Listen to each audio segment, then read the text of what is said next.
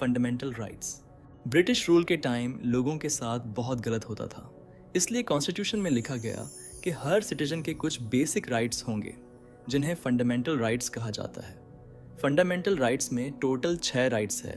पहली राइट है right to equality, मतलब कॉन्स्टिट्यूशन के सामने सब बराबर हैं, फिर चाहे वो किसी भी रिलीजन, जेंडर या कास्ट का हो।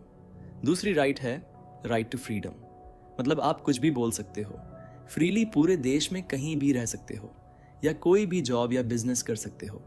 तीसरी राइट है राइट अगेंस्ट एक्सप्लॉयटेशन, मतलब कोई भी आपको एक्सप्लॉयट नहीं कर सकता, जैसे किसी भी इंसान को या उसके बॉडी पार्ट्स को बेचा नहीं जा सकता, जिसे ह्यूमन ट्रैफिकिंग कहते हैं, या किसी से फोर्सफुली काम नहीं करवा सकते। इसी तरह चौथी राइट है right to freedom of religion, मतलब अपने धर्म को फ्रीली फॉलो करने का अधिकार, मतलब जो भी रिलीजन आपको अच्छा लगे आप उसे फ्रीली परस्यू कर सकते हो। पांचवी राइट है कल्चरल एंड एजुकेशनल राइट्स, मतलब अपने कल्चर को प्रोटेक्ट करने का अधिकार।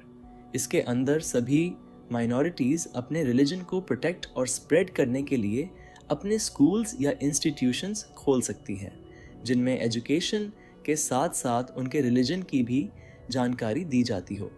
और आखिरकार छठवीं राइट है राइट टू कॉन्स्टिट्यूशनल रेमेडीज़, मतलब अगर कोई इन पांचों में से आपकी किसी भी राइट को छीनता है तो आप कोर्ट में केस फाइल कर सकते हो। हमारी ये छठवीं राइट टू कॉन्स्टिट्यूशनल रेमेडीज़ सभी फंडामेंटल राइट्स की बैकबोन है। ये इंश्योर करती है कि फंडामेंटल राइट्स सिर्फ पेपर पर ना हो। अगर किसी के साथ इनजस्टिस होता है तो वो कोर्ट जाकर अपना हक ले सकता है। 12 सोचो, अगर किसी स्कूल में प्रिंसिपल ही टीचर भी हो और एग्ज़ाम भी वही चेक करे, क्या वो फेयर होगा? नहीं ना। वैसे ही देश में भी पावर को डिवाइड करना ज़रूरी है, इसलिए कॉन्स्टिट्यूशन में पावर को 3 पार्ट्स में डिवाइड किया गया है। पहला लेजिस्लेचर जो लॉ बनाता है, दूसरा एग्जीक्यूटिव जो लॉ को इम्प्लीमेंट करता है, और तीसरा जुडिशरी जो लॉ फॉलो नहीं होने पर सज़ा सुनाता है। हर पार्ट एक दूसरे को चेक करता है ताकि कोई भी अपनी पावर का गलत यूज़ न कर सके।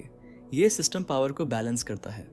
तो हमारे कॉन्स्टिट्यूशन के तीसरे की फीचर में हमारे कॉन्स्टिट्यूशन का दूसरा की फीचर है पार्लियामेंट्री फॉर्म ऑफ गवर्नमेंट, मतलब सरकार लोगों के द्वारा चुनी जाती है। हम जानते हैं कि गवर्नमेंट लोगों के वोट से बनती है, यानी हर एडल्ट सिटीजन को वोट देने का राइट होता है। इसे कहते हैं यूनिवर्सल एडल्ट फ्रेंचाइज, मतलब कोई भी मैच्योर आदमी या औरत, चाहे किसी भी कास्ट, रिलीजन या बैकग्राउंड से हो, वोट दे सकता है। और सिर्फ वोट नहीं, वो खुद भी इलेक्शन लड़ सकता है। इससे लोगों में रिस्पॉन्सिबिलिटी का एहसास आता है और लीडर्स भी अकाउंटेबल रहते हैं, क्योंकि अगर वो गलत काम करें तो नेक्स्ट टाइम उन्हें वोट नहीं मिलेगा और वो इलेक्शन हार जाएंगे। यानी असली पावर लोगों के हाथ में होती है, लीडर्स के